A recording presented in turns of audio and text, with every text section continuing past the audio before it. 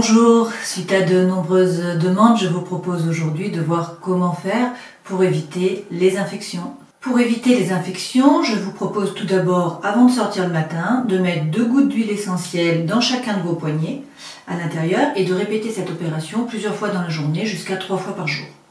Comme huile essentielle, vous pouvez en utiliser de nombreuses. Moi j'aime beaucoup le Ravinsara. J'ai déjà fait une vidéo sur le Ravinsara pour lutter contre les infections hivernales, donc si ça vous intéresse, reportez-vous-y. Cette huile n'est pas dermocaustique et elle peut être utilisée par tous, les enfants, les adultes, les personnes âgées. Mais vous pouvez également utiliser d'autres huiles comme le laurier noble.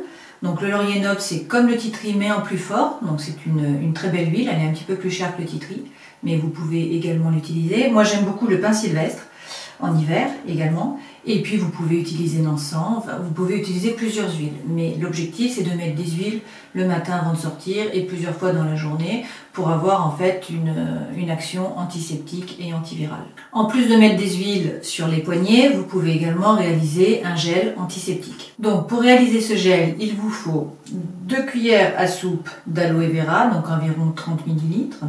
Il vous faut de l'alcool à 70 ou à 90 degrés, une cuillère à soupe, donc 15 ml. Il vous faut de l'hydrolat, donc l'hydrolat que vous avez, si vous avez du romarin, du thym, moi là j'ai de la menthe, mais vous pouvez également mettre de la fleur d'oranger, ce que vous avez comme hydrolat, donc une cuillère à soupe également. Et puis ensuite une huile végétale, donc là je vous propose de l'amande douce. Donc c'est parti, on va mélanger les différents ingrédients dans un bol. Donc 2 cuillères à soupe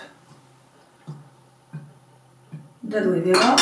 Donc ça c'est pour faire à peu près 80 ml de gel. Une cuillère à soupe d'alcool.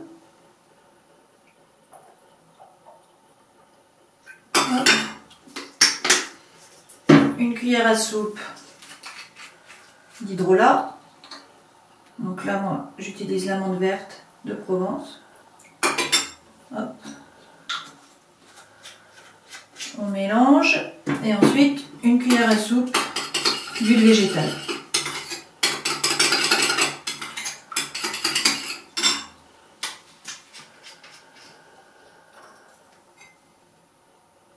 Hop là. Nous allons ajouter à ce mélange plusieurs huiles essentielles. Donc on va commencer par l'origan. On va mettre 45 gouttes d'origan compact ou d'Espagne. Si vous n'avez pas d'origan, vous pouvez utiliser de la cannelle, donc cannelle de Chine ou cannelle de Ceylan. C'est parti, 45 gouttes. Ensuite nous allons mettre du titri, 45 gouttes également. Et puis on va mettre 60 gouttes d'une autre huile, donc ça c'est selon l'odeur, selon ce qui vous plaît, donc soit du palmarosa, soit du géranium, soit de la lavande aspic, vous pouvez mettre de la verveine citronnée, voilà, donc moi je vais mettre plutôt de la lavande aspic, et donc là c'est 60 gouttes, donc environ 2 ml, hein. Lorsqu'on a 45 gouttes c'est environ 1,5 ml. Voilà. Le mélange est prêt, donc il nous reste à bien mixer. Donc on va vider le mélange dans un flacon pompe. Donc moi j'utilise toujours un petit entonnoir pour ne pas en mettre partout.